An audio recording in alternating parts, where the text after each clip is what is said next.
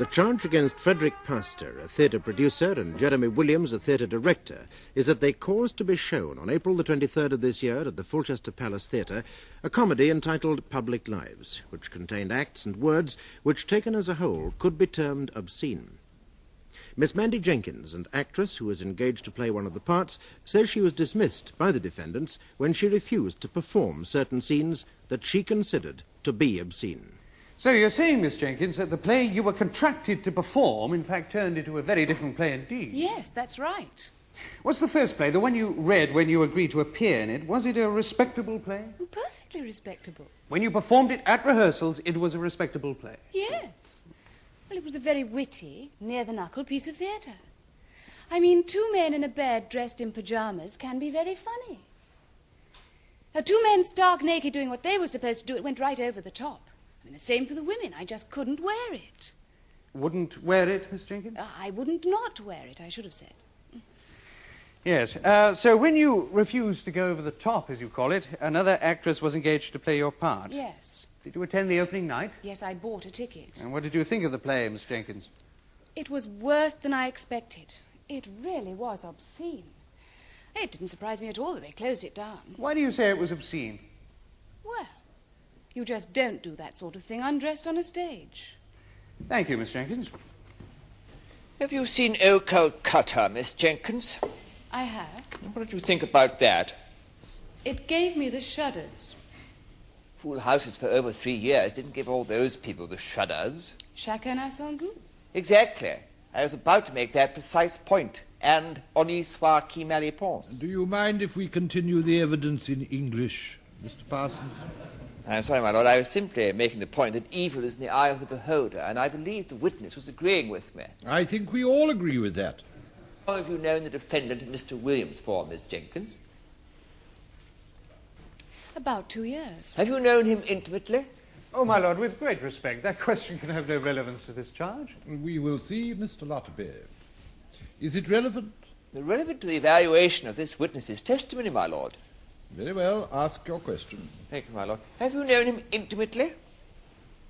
Yes, I have. Very intimately? Yes. Indeed, there was talk of marriage, was there not? Yes. Until the night of the dress rehearsal, when you say you were given the sack by him, you were living with Mr. Williams, weren't you? I was. Yes. And you had a row with him, and you walked out on him. I had a row with him about performing those acts on stage. You had a row with him about a young man called Marcus Ellingham, didn't you? Come now, Miss Jenkins, it was nothing to do with those acts. He objected to your association with this Marcus Ellingham, did he not? My lord, do I have to answer this kind of... I'm afraid you do. That came into it, yes. No, that was it, wasn't it? You were quite prepared to do those things on stage until Mr. Williams accused you of disloyalty. Now, come on, Miss Jenkins, you say he kicked you out of this production, but Mr. Williams had told you 5 days prior to the run-through about these changes in the text, had he not? I don't remember if he did. He might have done. Now. You don't remember something so traumatic as having to do these things in public, these revolting acts, you call them, and you don't remember? You've confused me.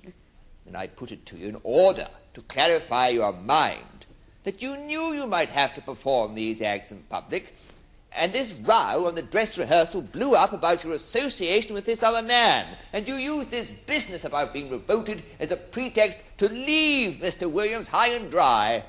You walked out on your contract, and in order to save face, you're appearing here and giving evidence against him. That is a real lie. No, not at all. It is not a very inspired performance you are giving, Miss Jenkins.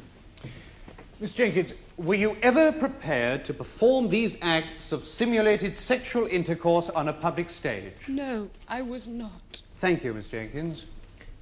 Very well. You are Arthur Appleby of 6 Grover Avenue, Hampstead? Yes, I am. Now, what is your occupation, Mr. Appleby? I'm a writer. What is it that you principally write? I write plays. And have you written plays that have been performed on the English stage? Oh, yes, I've had 3 in London. Now, what kind of plays were these? Comedies. And are you the author of the play Public Lives, which was performed at the Fulchester Palace Theatre on April the 21st, 22nd and 23rd of this Mr. year? Lotterby, it has already been given in evidence that this play was written by E.W. Rossiter. My lord, it was in fact originally Mr. Appleby's play, and he will tell us that at his request the defendants took his name off the play and substituted an entirely fictitious name. But Mr. Appleby is the original author. Is that so, Mr. Appleby? Yes, my lord. I see, thank you. Now, would you be good enough, Mr. Appleby, to describe your original play to us and tell us something about your style of writing? Yes, well, it's always rather difficult to talk about one's own work, but I'll try. Well, I write somewhat brittle comedies, situation farces, with an attempt at least at Wildean dialogue. What was that? Oh, dialogue in the manner of Oscar Wilde, my lord. Whether or not I succeed is not for me to say, more for the critics. They have, of course. They have what? They have said. They have said what?